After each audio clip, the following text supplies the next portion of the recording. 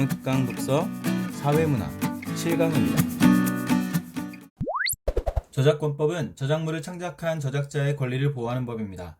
그런데 실제 창작자와 저작자로 알려진 자가 서로 일치하지 않는 경우 법적 문제가 발생할 수 있는데요. 우리 사회의 여러 분야가 이 문제와 무관하지 않습니다. 유명 화가의 그림이 실제로는 무명 화가에 의해서 그려진 것이었으며 인기가요의 실제 작곡가는 다른 사람이었다든지 자서전을 대신 써주는 작가가 있다든지 하는 등 문화예술 출판계에 대작 관행이 있어 왔습니다. 대작이란 대작 작가가 의뢰인으로부터 대가를 받고 저작물을 작성하여 의뢰인의 명의로 공표하는 행위를 말하는데 의뢰인과 대작 작가의 합의가 그 바탕을 이룹니다.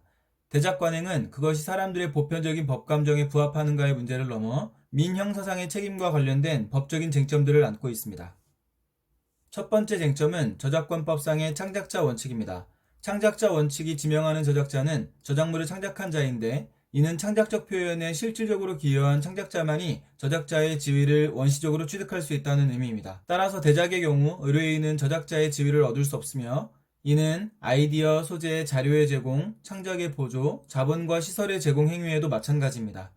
반면 의뢰인이 매우 구체적 직접적으로 관여하여 대작자가 기계적인 대작 업무만 수행할 경우에는 의뢰인이 저작자 주의를 가질 수 있습니다.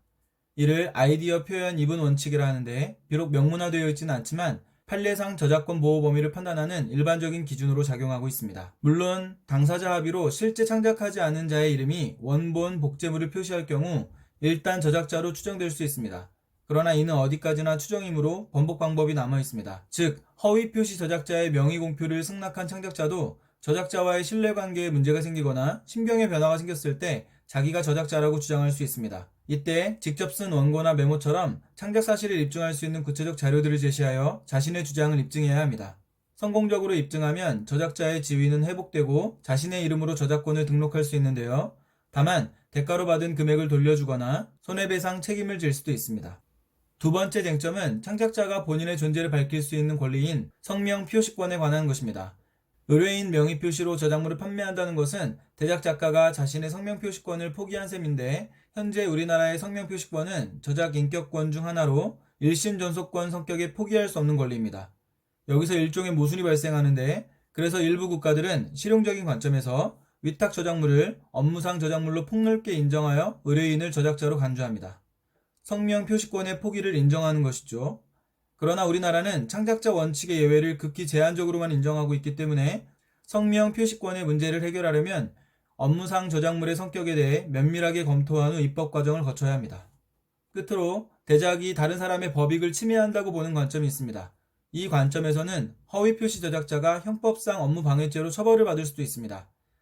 또한 전형적인 대작은 저작자를 허위로 표시하여 공표하는 셈이므로 저작자 사칭 공표죄가 적용될 수도 있다는 주장이 있는데 규정에 따르면 저작자가 아닌 자를 저작자로 표시하면 1년 이하의 징역 또는 1천만 원 이하의 벌금에 처한다고 명시되어 있습니다. 이 규정의 입법 취지는 저작자의 명의를 신뢰한 공중의 신용을 보호하여 사회적 법익을 수호하려는 것인데요. 설령 성명권자의 승낙이 있더라도 해당 죄가 성립되는 것입니다.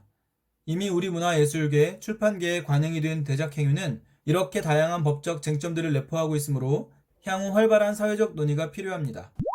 저작권법은 저작자의 권리를 보호하는 법인데요. 창작자와 알려진 자가 일치하지 않는 경우 여러 분야에서 법적 문제가 발생할 수 있습니다. 대신 창작해준 그림이나 가요, 자서전과 같이 문화예술계나 출판계에 대작 관행이 있어 왔습니다. 대작이란 대작 작가가 의뢰인에게 대가를 받고 저작물을 작성하여 의뢰인의 명의로 공표하는 것인데 의뢰인과 대작 작가의 합의가 그 바탕을 이룹니다. 대작 관행은 그것이 보편적인 법 감정에 부합하는가의 문제를 넘어 민형사상 책임 관련 법적인 쟁점들을 안고 있습니다.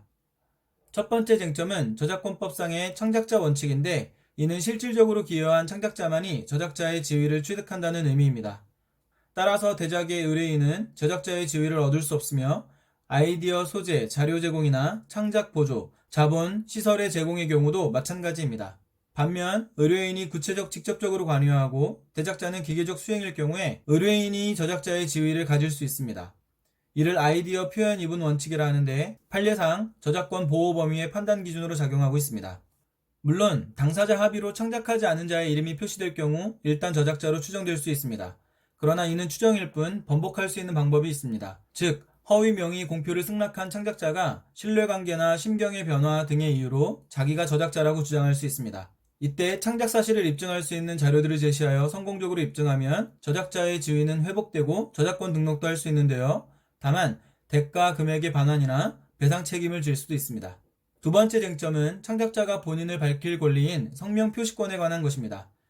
의뢰인 표시는 대작 작가가 자신의 성명 표시권을 포기한 셈인데 현재 우리나라의 성명 표시권은 1심 전속권의 성격을 지니는 포기할 수 없는 권리입니다. 여기서 일종의 모순이 발생하는데 그래서 일부 국가들은 위탁 저작물을 폭넓게 인정하여 성명 표시권의 포기를 인정합니다. 그러나 우리나라는 창작자 원칙의 예외를 극히 제한적으로 인정하고 있기에 업무상 저작물의 성격에 대해 면밀하게 검토한 후 입법 과정을 거쳐야 합니다. 끝으로 대작의 법익 침해 관점이 있습니다.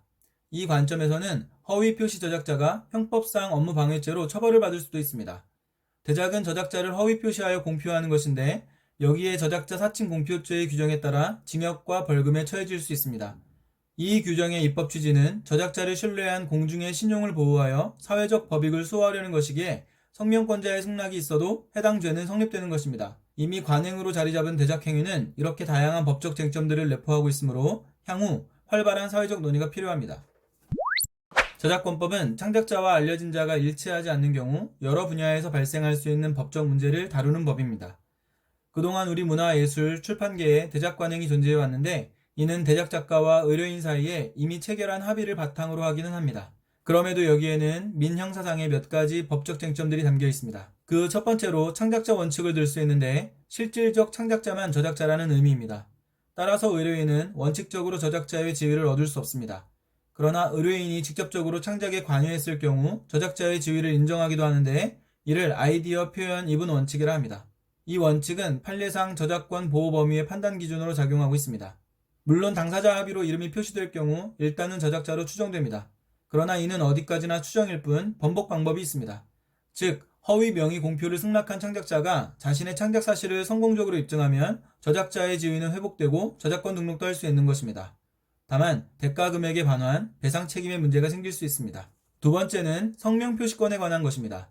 의뢰인 표시는 성명 표시권의 포기를 의미하는데 현재 우리나라의 성명 표시권은 포기할 수 없는 권리입니다. 여기서 일종의 모순이 발생하는데 그래서 일부 국가들은 업무상 저작물로 인정하여 성명 표시권의 포기를 인정합니다. 그러나 우리나라는 창작자 원칙의 예외를 극히 제한적으로 인정하고 있기에 신중한 입법 과정을 거쳐야 합니다. 끝으로 대작의 법익 침해 관점이 있습니다. 이 관점에서는 허위 표시 저작자가 형법상 업무 방해죄로 처벌받을 수도 있는데 대작 행위에 저작자 사칭 공표죄가 적용되는 것입니다. 이 규정의 입법 취지는 공중의 신용 보호를 통한 사회적 법익의 수호이기에 성명권자의 승낙이 있어도 죄가 성립되는 것입니다. 이와 같이 대작 행위는 다양한 법적 쟁점들을 내포하고 있으므로 많은 사회적 논의가 필요합니다.